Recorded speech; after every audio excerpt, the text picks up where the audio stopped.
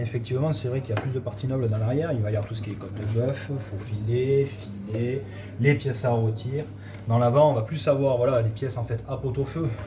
Voilà, ici par exemple là-dessous, c'est le paleron. Le paleron, quand on le laisse entier, en fait, souvent il part en pot-au-feu.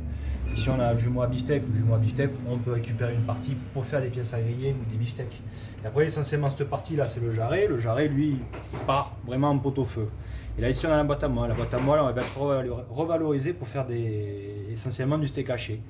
Donc, c'est vrai qu'il y a moins de parties nobles dans l'avant. Mais bon, bien travaillé. Là, par exemple, là, ma creuse, on a un morceau vraiment qui est excellent. C'est un morceau qui est vraiment très très tendre, qui en plus est un petit peu persillé par rapport à certains muscles qui vont se trouver dans la cuisse. Elle va même être très moelleuse aussi. Et voilà, enfin, si on la laisse entière, bien pareil comme il faut, pour faire un beefsteak, elle est extra. Même en pavé, coupé un peu en pavé, c'est extra. Voilà, comme ça, elle est un petit peu saignante à cœur quand vous faites griller votre viande. Ou après, sinon, voilà, un morceau pour faire des brochettes. Et vous faites des brochettes vraiment d'excellente qualité.